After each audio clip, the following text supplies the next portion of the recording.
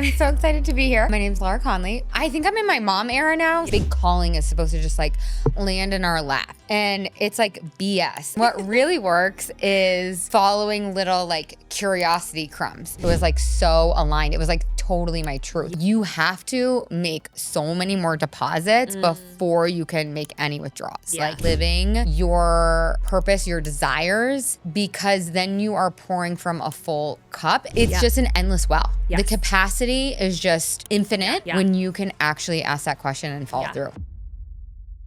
Laura, so excited you're here. I want to talk today a little bit about kind of your transition into your own business out of the corporate world, how it was a no-brainer, what your mission is now, and how aligned you felt to that, and what being so aligned, how it made it such an easy jump.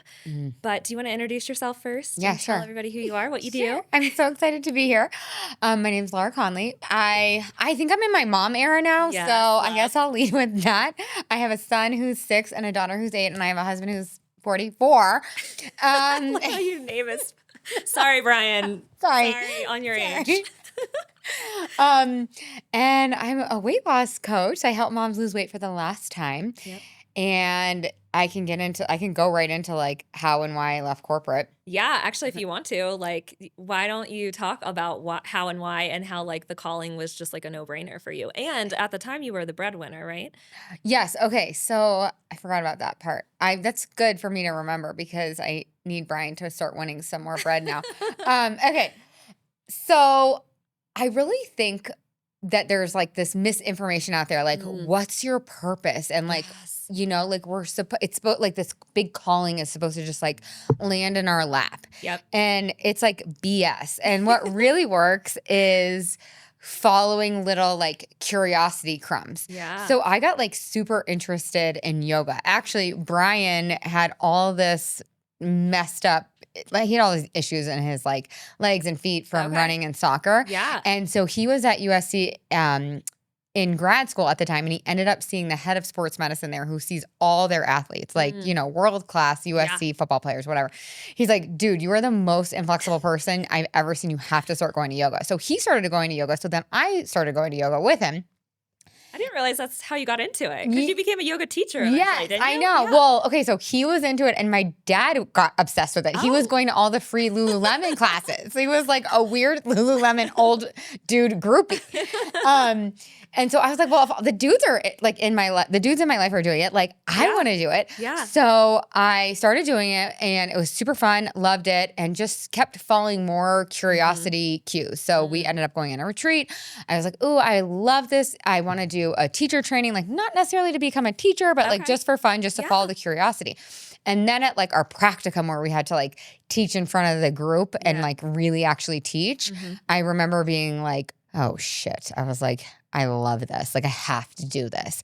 And it was like a bit of an oh shit because I knew I was gonna have to blow up my life. Yeah. Like I didn't want to just like teach a class a week like as a side thing. Like I knew like in that moment that I had to do it. Yeah. And I remember it was like Easter weekend, and I remember like running along the beach in Santa Monica and just like crying because it was like so aligned. It was like totally my truth. It was like good tears, but also those tears of like, what's my family gonna say? And like, you're really gonna leave this cushy job. I was a drug rep at the time. It was so easy. It was good money. Yeah. I was the breadwinner. And the time my husband was in, he had graduated with his PhD, but then he was doing like a fellowship. Yeah. Anyway, so I was like, I have to do this. And so I was still a drug rep and still like slinging bagels to all the psychiatrists. And I made a plan. I was like, okay, I am going to leave corporate. And I brought the plan to Brian, and we were like, okay, we got to save up X dollars because we didn't really want to change our lifestyle. Right. It was going to take me like a year. It was going to take us a year to save up this money. Yeah. But then a week later, my boss pulls me aside and he's like, we're going to be going through layoffs. I don't want you to hear from the the grapevine or whatever that's called. That's a great, or is that the grapevine? Yeah, I think it's a grapevine. You don't want to hear, whatever. He's like, I don't want you to hear from somebody else. So I'm telling you that we're going through layoffs. You're not getting laid off. Yeah. Don't get any ideas, blah, blah, blah, blah, blah. I was like, oh, I need to be a yoga teacher. You guys have to lay me off. Like, Yeah. I want to be. He's like, no, that's stupid. I'm raising my hand for the layoff. Yeah, I'm like, I will be laid off. And he was like, no, you're not going to get laid off. You're like, we're not laying you off because like I need you to hustle for me. You know, I'm a hustler. So I was like, okay. So then a couple days later, I'm on the big corporate call and they're like, if you want to raise your hand for a voluntary severance package or whatever it was called, some fancy corporate words. And I was like, yes, I will be laid off, please. And the severance package was like the exact amount of money that we were going to save up. So I'm like, I have to have a big conversation with Brian, like blah, blah, blah. And I was like, I was like, babe, we got to sit down and talk about this. And he's like, well, there's nothing to talk about. Like, what? And so I mean, that was kind of like the rest is history. Yeah. I know like my dad probably had some thoughts. And some people are like, what are you doing? Like, you're going to be a yoga teacher. But pretty soon into teaching yoga, I was like, I want to do more than just yoga. So I got coaching. I got a couple coaching certifications and then started down that path. Yeah. Yeah. Of like the wellness, weight loss. Yeah. But really, like for you, the calling is like this, and correct me where I'm wrong or where you would say it differently, but like the calling for you is really, it's not just weight loss, right? It's about like loving yourself, embracing your body. It's about losing weight for the last time in a way that is healthy and like you actually love yourself, you know, don't hate yourself thin, you always say, you know, and like also you started out with like, you're a mom, like lose weight and do all the shit, but while life is lifing, right? Yeah. And so sometimes you call it Free the Moms movement. Yeah. And why don't you talk about that and like how that was like, was that a crumb along the way? Like, okay. So like the first calling was like to leave corporate and be a yoga teacher. And then the second calling, same kind of out of body experience where I'm like, I have to do this. Was my daughter was in the hospital after she was, you know, I think she was 3 weeks old when we went into the hospital.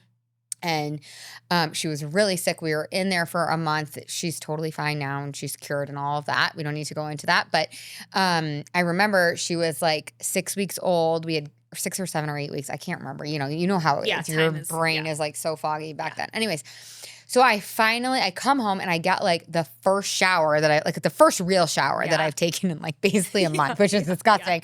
No judgment zone.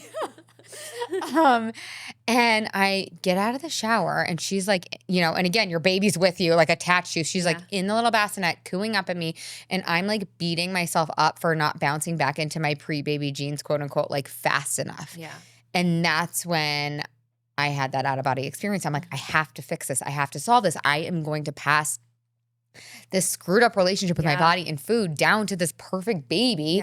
Like, we just freaking saved her life and I'm worried about like bouncing back into my pre-baby jeans. Like this is effed. Yeah. And so prior to that, I had really like accepted defeat. I was like, this is just going to be my thing. I'm just going to yo-yo for the rest of my life. I'll just be that girl that's always on keto and then throwing in the towel and eating like the entire pizza. Like I'll just be that girl. Yeah. And then I was like, no. I'm not going to be that girl. And I still wanted to lose a baby weight, but I just didn't want to starve myself like the only way I had known. I was like, there has to be a way.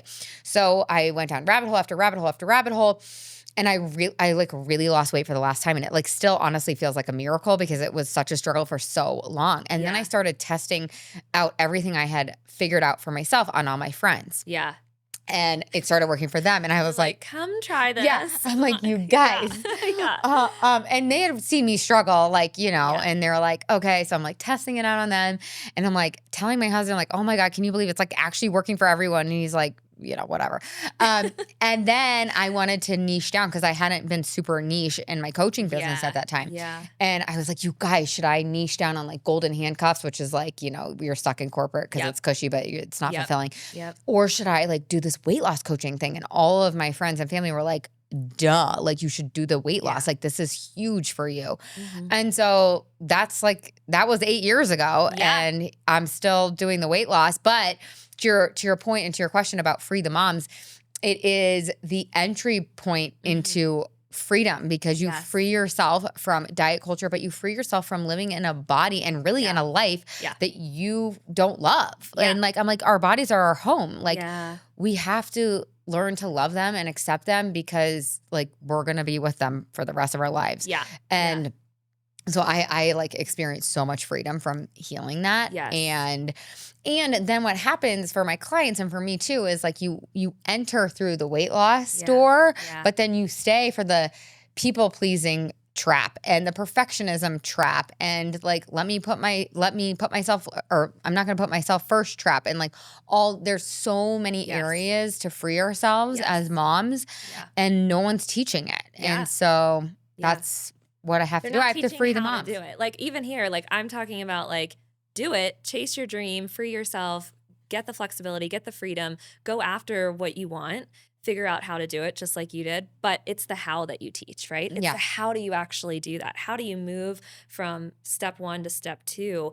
And sometimes like I think what's also amazing is when they enter your world and learn how to lose weight for the last time using all of these techniques that you teach, they also start to understand how it can be implemented in all these other ways in their life, yeah. because it's so mind-blowing, honestly. Yeah. It's like, oh, I've never thought about life this way. Yeah. I've never thought about weight loss. Okay. But then also my relationship with food, my relationship with myself, my relationship Yeah. with others around me, my relationship with when I go to my mother-in-law's for Thanksgiving and Yep. she wants me to eat the pie and I don't want to eat the pie. Yeah. Like all of that Yeah. is kind of what you, not kind of, it is what you teach to help people free themselves, right? Yeah. And moms specifically. Yeah. And like enter who they should be, who they want to be, who they really are. Who they really are. Yeah. Yeah. And like Yeah.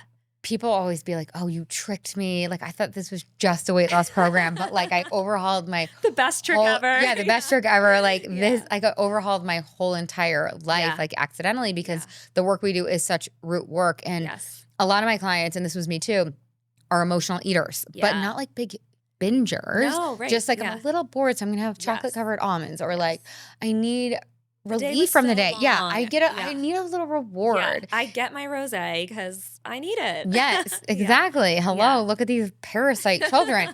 So, which is so understandable. And I Yeah. do think that as moms, we do need the stress relief. We Yes. do need the reward. We do need a little hit. Yeah. But like, is the hit that you're giving yourself serving you? And so Right. I love emotional eating because your body, your system is showing you that there is a need that Yeah. needs to be met, but Yeah. how do we want to meet it? Do Yes. we want to meet it with like cheddar bunnies and leftover French toast? Like, or do we want to meet it with like a walk? Yeah, like Yeah. a gorgeous walk with your bestie Mhm. is not going to give you that huge dopamine hit, but it's not going to give you that huge hangover and all the unintended consequences. Yeah. So it's like, oh, I do need a reward. Oh, I do need some pleasure in my life, or fill in the blank thing, reason why you're eating when you're not hungry. Mhm. And how can we solve that in a way that doesn't leave you with a regret? Yeah. Yeah. So let's talk about when you were starting the business.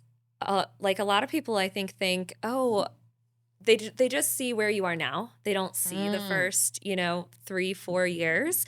So what was that like for you mentally, emotionally? Like you probably definitely were not working less.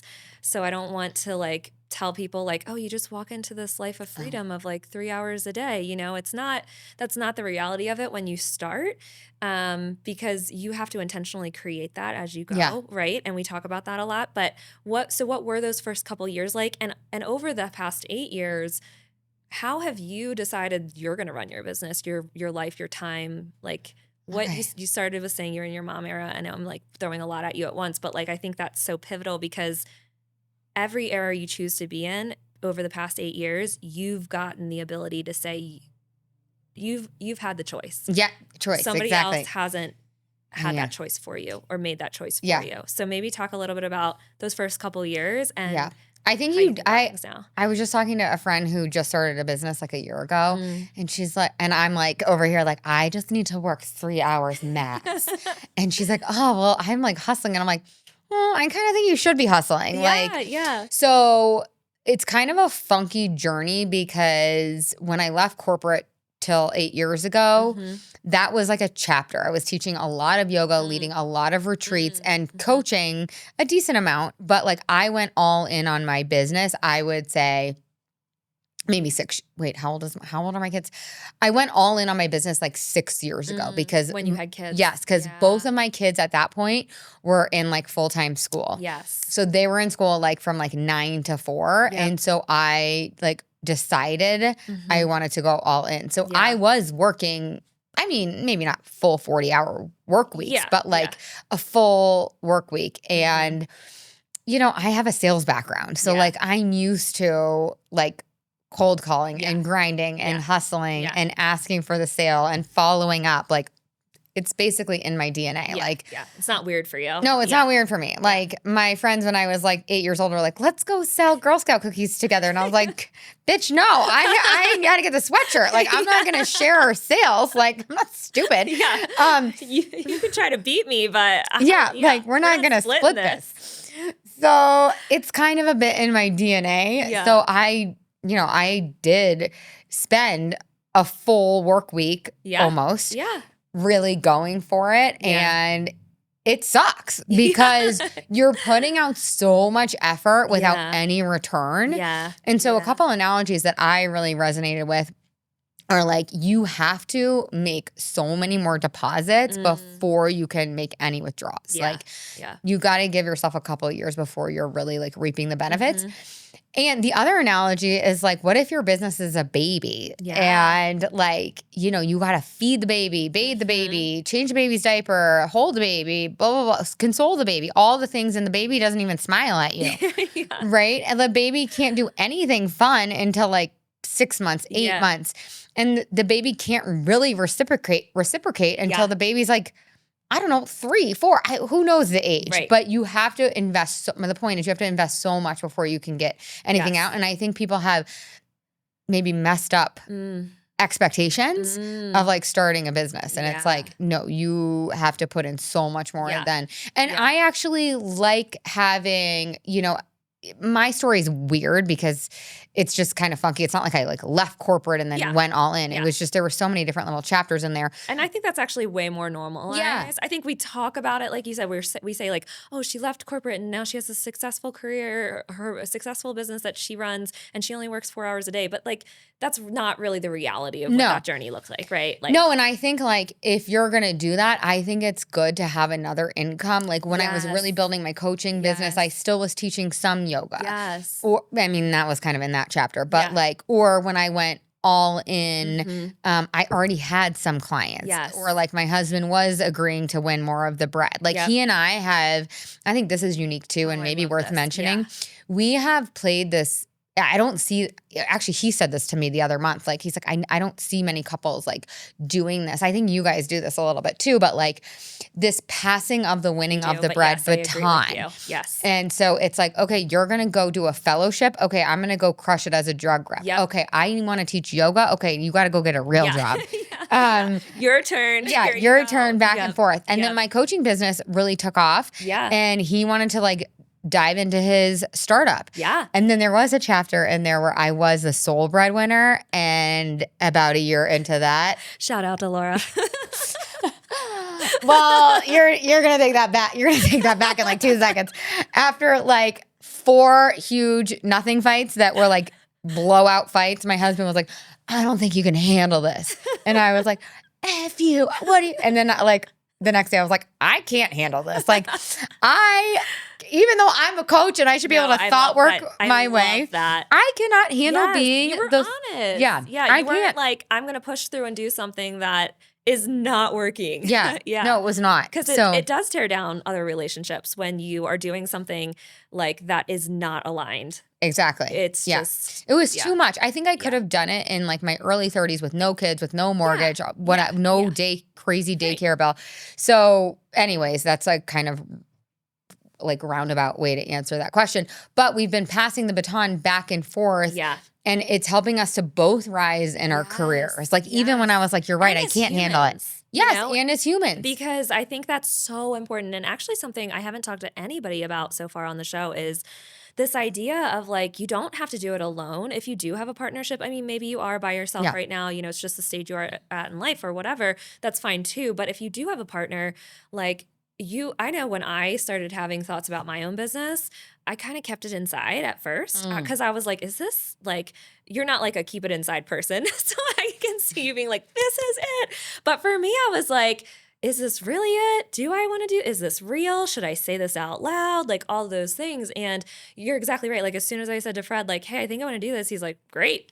Let's do it. right Yeah. there behind you, you know? Okay, so I want to talk too about your TED Talk that you did. So it's so great. And kind of the inspiration, it ties back into this Free the Moms idea, right? And the inspiration a little bit behind it was your own mom's story and Yeah. her and how that's kind of been a thread for you in living your life on your terms in the way that you want to live it with your own business. So can you talk a little bit about what you talked about in the TED Talk, Yeah. why it was so important to you, and kind of why you've chosen this lifestyle that may not be so mainstream in terms of like you said, you and Brian handing off the baton and you having your own business that was started as a yoga teacher into the coaching business Yeah. that you have now.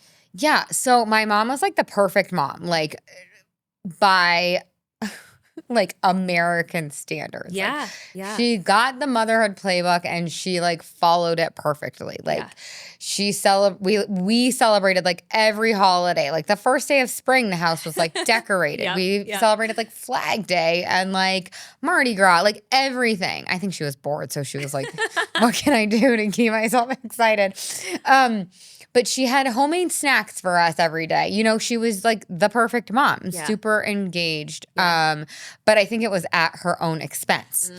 Yeah. And so, you know, she has always struggled with anxiety and depression, but it is like really plaguing her in this like last 5 years because she didn't pour into herself during motherhood. So like when we left and got married, she had nothing left. I mean, she held on as like, I feel like as tight as she kind of like she was like decorating my brother's apartment. You know, he's like married, he's like 35, you know, and so I think that she was so tired from giving probably from a fairly empty cup. Yes. And she didn't feel like she was allowed to do what she wanted to do. She didn't feel like she was allowed to like go take the art class. And can I pause you there for one moment? Because I just want people to take that in because I think it's so relatable. I still think nowadays, like you and I know a lot more people like each other who are creating their own paths, pouring into themselves.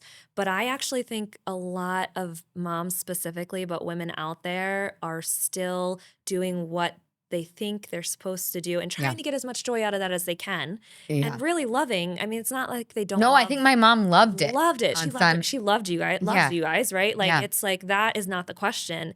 It's like that feeling of like, what's next? Because I haven't done anything for myself because I felt too guilty. I felt like I can't. It's not okay. It's too taboo. Like, you know, what are the other moms going to say if I go to a spa day and don't spend Mother's Day with my kids? You know, like that is still such a strong truth for so many women. And I think it's so amazing to me. I also don't know if I've ever said this to you, but it's so amazing to me that your mom lets you tell her story.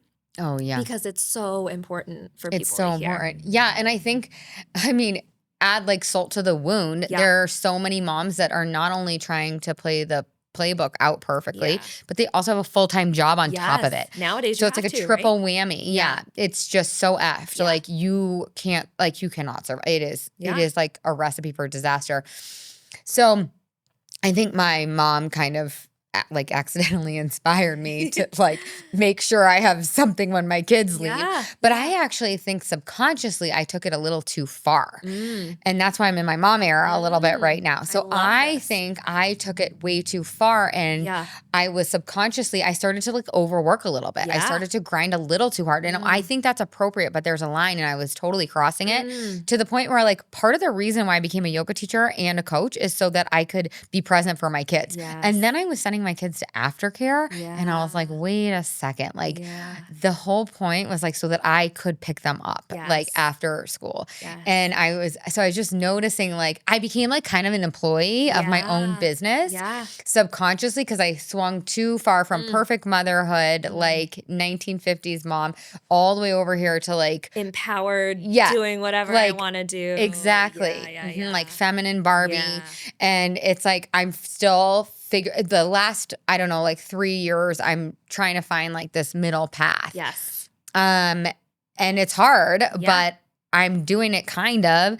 And I think one of the questions I've been asking myself is like, how do I keep something for myself? How do I keep my drive and my ambition and my dreams, but not at the expense of the day-to-day? Because what was happening is like, and we've talked about this a little bit, is like, Yeah, I'm like getting them ready for school, but I'm like crafting an email in the back of my head. I'm like, how am I going to sell X to X? And it's like, so you're not really present. You're no, physically present, but you're not mentally. no. And And then maybe I'm like kind of emotionally mad at them present. because I'm like, Yeah. can't you just get your shoes Yeah. so I can go write the Yeah. email? Can't you just can't make your tie own shoes right now? Yeah. Even though I wanted to be here to tie your shoes, Yeah. I can't do that. Yeah. Can you just make your own breakfast Yeah. and lunch? Like Yeah.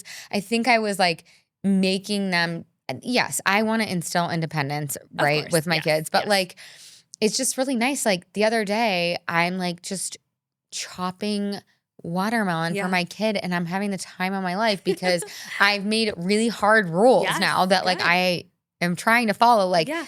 I like to work from 6 to 7 a.m. I like to like journal and meditate Yeah. and do a little work, like check in. And then at 7 o'clock, the laptop is shut. And I am like from 7 to 9, which my brain's like 7 to 9. Yeah. You're going to take Can 2 you? hours Yeah. like to get your kids and your house ready for the day. And it's like, yeah. Yeah. And I'm going to be so present. And Phoenix was like Yes. my son. He was like, can you make me watermelon juice? And I was like, yes, I can make you watermelon juice. So I anyways, love it's that. just, I feel like we're constantly trying to figure out this balance, Yes. but how do I keep my drive and ambition, but not at the expense of my day to day and Yes. being present with my kids? Yes. And it's like amazing, you know, when you take a step back, because I have so much to say on this because you said it so well and you explained an everyday situation so well. Like one thing to be so grateful for is that you've created a life where you can take 7 to 9 and do whatever you want with, right? Like, or you could take a walk at 10 a.m. if you want to, or whatever. Like you've created a life with freedom and flexibility. But then exactly what you said is there's a line there where you can let it take over your life. You can lose all that freedom and flexibility if you're not intentional about it. Yeah.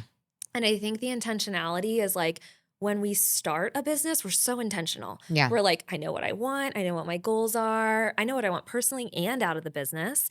And it's easy to keep those boundaries. It's easy to stay intentional. But as time goes on, like you said, subconsciously, you just let the day-to-day take over. Yeah. And you're like, oh, it's just, you know, this is just what I do every day. This is how the day runs. And the next thing you know, you're skipping your walk. And then the next thing you know, you're, you know, getting up, you're working past 7 a.m. and you're just squeezing in to run your kids to school and squeezing back. And it's just, it really is like the creating your own business, creating your own side income. It's not the answer in and of itself. Yeah. It's the intentionality and boundaries you put around it. And it is a constant, you know, I don't want to call it a battle, but like balancing act of like making sure that you are checking yourself or you have somebody in your life that's exactly that's like, right. It's hey. intentional. Like that's the exact perfect word. And if you don't have a practice or a person, like it is easy to like slide down that slippery slope of like. Which is kind of what I like to call act 2 in your world. Like act 1 is like, come lose weight.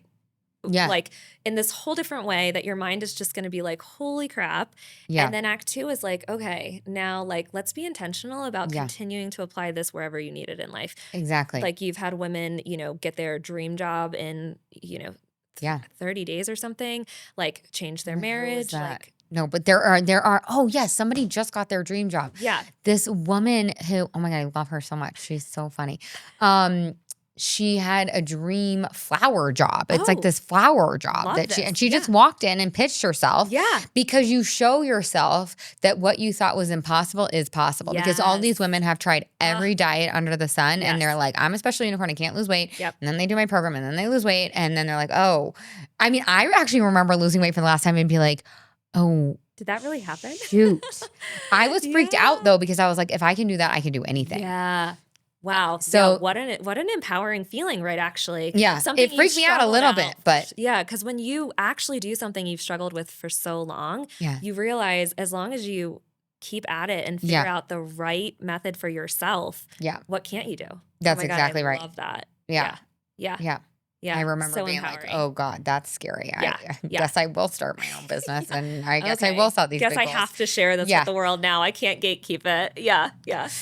And I think that's one thing I absolutely love is like people learn from people. And when you really have figured something out that you need to share with the world, or even if you just want to go out and create this life of like freedom and flexibility, like, no, you can do it. Like, you totally can do it, you know? And it's well, and some people, but I just had a coaching call today and she was like, oh, but it's going to take so long. And I was like, well, what's the alternative? Like, it might not take long, right? But it might. But it might. Seriously, what's the alternative? What's the alternative? Not happening. You die with your dream inside. Yes. Like, I mean, seriously, people are like, oh, it's going to take so long. I'm like, Okay. Yeah. Like I don't like Yeah. you have the data of what Yeah. it looks like to not live out your Yes. dreams. Yes. And Do you live ever on. do this exercise with people where you have them write a future letter to themselves or think about their future self? Oh yeah, all the Yeah. time. Yeah. We have lots of modules on it, Yeah. Suzanne. Yeah. I should watch Yeah, them. so like no, I mean I'm obsessed with future self stuff. So there's so Yeah. many fun ways you can do it. Like Yeah. you can have your future self write a letter back to you. Mm. You can write a letter to your future self. Mhm. My future self, oh my God, it's so funny. I was with my coach, I was at like a mastermind weekend Yeah. and she was like, okay, here's what you're going to do. You're going to start this funnel and you're going to have this email sequence and you're going to run these ads. And I wrote in my notebook, LOL, no, I'm not.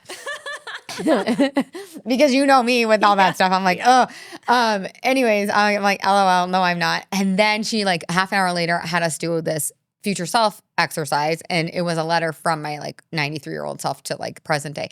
And it was like, you did it your way and it worked. Yeah, like, I love and it's just like, that. Yeah. so your future self has literally all of the answers. Like some of my clients think it's like hokey and weird and then they do it. And it's like, I'm always like, your future self should be on your board of directors. Like have I love that. Yeah, like you need to consult them. Yes. Like every day. They have the wisdom that you need. They know. Mine's usually like chill out. And also you did it your way. Enter your mom era. Yeah. And Chill out. Just cut the watermelon. Cut the watermelon. Yeah, it was so transformative for me. I wrote when I was starting my first business. Well, actually, it wasn't my first business.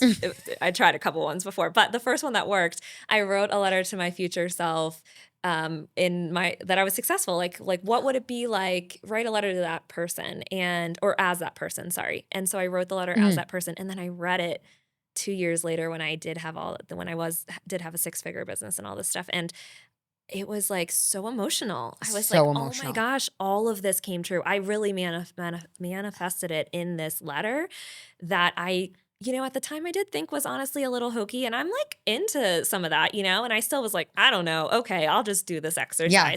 But it's funny when you write it down, how it implants in you. Yeah. And then you take these small actions that you don't even realize you're taking to be in alignment with what you've written. It literally works. We have the Yummy Mummies, which is my brand, and we call everybody the Yummy Mummies. But the Yummy Mummies have to read their day in the life as their future self, and there's never a dry eye in the house. And it's so interesting too, because it's like we all want the same thing. And it's like you can see it. And people were reading them this week, and everybody was just completely sobbing because I don't know, there's something special about it. And I had a 10-year vision that I got out and read because it was like the 10-year mark. And I read it at a Yummy Mummy retreat. And I was like really crying because I was like, I can't believe. That's Because awesome. some of the stuff you really feel like it's so far. And the other thing too is like, if you like this kind of exercise, like I had that one vision on my fridge for a long time, and people would come and read it and comment on it. And then so people are actually start holding the vision for you, and they will believe more deeply than you will typically, because we're like they our don't own have your imposter syndrome voice and your lack of confidence voice and all those questions. Like they don't have all that for you. They just have the belief and inspiration and everything for you. So it's like some that. people are like, no, you should hide it. I'm like, oh, if you can get like the balls, the courage to the labias, to put it on your fridge, do it. And then if you can connect to it once a week or even maybe once a day, you start to believe it. So I have this dream. I really want to live. I want this house, and I want it to be up on the hill, and I want to see the Rocky Mountains, and I want it to be a pool, and I want to have it, and I want all the kids to come, and then I want my kids to have kids, and I want everyone to come back. And like at first, it was like, okay, that I couldn't even tell anybody that dream. Like I couldn't even say it out loud. This is too big. Yeah. This is too big. That's too much. Like you have a nice house, Laura. Like why don't you just enjoy your nice house? And now I'm like, it's literally mine. Yes. You can just taste it. It's like you live there. Yeah. It's so, I mean, because you but you visit this so much, and you're like, this is a clear goal. I love that so much. Okay. And I have to your point, or to our point about having other people hold the vision. Like people send me homes in this neighborhood now all the time. They're like, is this it? Is this it? I'm like, I don't know if that's it. Anyways, so you're like, I'll know when I see it. But So thanks for carrying this vision with me, Yeah, I love that. Yeah, I didn't even think about, I was so secretive about my letter. Well, I know it's kind of but scary. now like kind of starting this new venture with this podcast and kind of this new vision I have, I want to write another one, and I think, yeah, maybe I'll make it more public this Ooh, time. That would be so why fun. not? Yeah, why not? Right? Maybe I'll do a whole episode where I just Yeah, do you the should. letter. Yeah. Ooh, maybe I'll Yeah. do one of those Yeah. episodes. Yeah. Let's do it. But then you also give permission. You Yes. give other people the permission to dream big Yes. too. Yes. Yes. And yeah, because when they're holding your dream, hopefully they start to see, oh, I could have this. I could do something Yeah. too. Yeah. If Yeah. she can have it, why can't I? Yeah, exactly. And that is literally true. Okay, so the last thing I kind of really want to ask you and for you to reflect on is who are you now that you weren't before you started your current business?